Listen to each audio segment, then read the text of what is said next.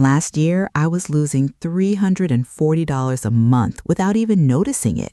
Not to some scam, to 15 things I bought every single week without thinking twice. By the end of this video, you'll know exactly which ones, because chances are you're buying at least half of them too. When I turned 52, I did something I'd been avoiding for years. I sat down with every single bill and receipt from the last 3 months and just looked, really looked. And what I found made my stomach drop. Between the grocery store, the utility company, and a dozen little convenience purchases I barely noticed, I was quietly losing money every single week. Not because I was careless, because I was on autopilot. So I made a decision. I picked 15 everyday things most people buy without a second thought, and I stopped buying every single one of them. Completely. Cold turkey. Some of these might surprise you. A few might make you a little uncomfortable because chances are you're buying at least half of these right now too. But I promise you this, by the end of this video, you'll have a list you can start using today and you'll wonder why nobody told you sooner. Let's start with number 15. I used to grab a case of bottled water every single week without even thinking about it. Do the math with me for a second. A case runs about $6, 52 weeks a year. That's over $300 just for water I could get from my own tap. So I stopped. I bought one good filtered pitcher for $25, and I have not bought a... This one felt small until I actually tracked it. I was buying a 12-pack almost every month. That's not a huge number on its own, but stacked up over a year, it was nearly $90 for something I was using to wipe up spills I could just as easily handle with a cloth. I switched to a stack of cheap microfiber cloths I just toss in the wash. Same job, done in seconds, and I haven't bought a paper towel roll in 8 months. I grew up watching my grandmother clean an entire house with vinegar, baking soda, and a little elbow grease. Somewhere along the way, I forgot that and started buying a different spray bottle for every single surface. Glass cleaner, bathroom cleaner, kitchen cleaner, all separately, all marked up. I went back to basics. 1 spray bottle, 1 part white vinegar, 1 part water. It cleans glass, counters, and bathrooms just as well, and it costs pennies compared to what I was spending. I know exactly why I did this. Convenience. Pre-cut fruit, pre-chopped vegetables, pre-washed salad mixes. Every single one of them carries a convenience tax that can run 30 to 50% higher than buying the whole item and doing it yourself. Now I spend maybe 10 extra minutes a week with a cutting board, and that 10 minutes is putting real money back in my pocket.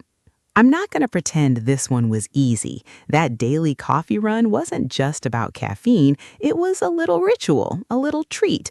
But at $5 a day, 5 days a week, that ritual was costing over $1,200 a year. I invested in a good drip machine and learned to make a cup at home I actually look forward to. Every single time I bought an appliance, I was talked into an extended warranty at the register. For years, I said yes without really thinking about it. Then I actually looked at the numbers. Most of these warranties are pure profit for the store, and most items don't fail in that window anyway. Now I say no every time, and I put that same amount into a small appliance repair savings envelope instead. If something breaks, I already have the cash. If nothing breaks, I keep it. I had 3 of these running at once at one point: a beauty box, a snack box, a book box. Individually, they didn't feel like much. $8 here, $15 there. Added up, they were quietly pulling almost $40 a month from my account for things that mostly sat in a drawer. I canceled every single one. If I want something specific now, I buy it once on purpose, instead of paying to be surprised by things I didn't ask for.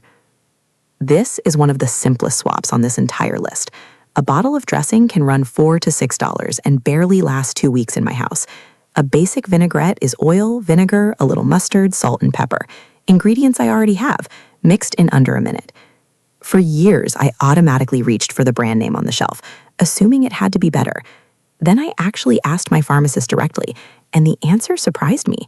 The generic version has the exact same active ingredient, at a fraction of the price. Now I ask every single time, It takes 10 seconds and it saved me real money on things I buy regularly. I had 4 different streaming subscriptions running at once, and if I'm honest, I was actively watching maybe 1.5 of them. The rest were just there, quietly billing me every single month. I picked my 2 favorites and canceled the rest. I rotate a third in only when there's something specific I want to watch. Then I cancel it again the same day. Another one straight from my grandmother's playbook. A cup of plain white vinegar in the rinse cycle softens clothes and cuts static just as well as the bottled stuff, without the perfume markup or the plastic bottle taking up space under my sink. Convenience-sized bags of chips, crackers, and cookies look harmless one at a time, but ounce for ounce, you're paying a steep premium for the packaging alone. Unless your owner's manual specifically requires premium fuel, your car does not need it. Regular gas runs it exactly the same. I checked my manual, confirmed regular was all I ever needed, and switched permanently. I was paying $45 a month for a gym I visited maybe twice a month of that. I canceled it and built a simple routine at home with a mat, a few resistance bands, and free videos online. My consistency actually went up once the guilt of wasting. This was the biggest one on the whole list. Between delivery fees, service fees, and the just add this too temptation of ordering food or groceries online, I was quietly spending more here than almost anything else on this list combined. I went back to planning ahead, a real grocery list once a week in person. It takes more effort up front. It has saved me more money than everything else on this list combined. Add all of that up, and I stopped spending a little over $4,000 a year, money that's now going straight into my retirement fund instead of disappearing into habits I never even questioned. None of these changes were dramatic. None of them made my life harder. They just made me pay attention again, the way my grandmother used to, back when nothing was wasted and everything had a purpose.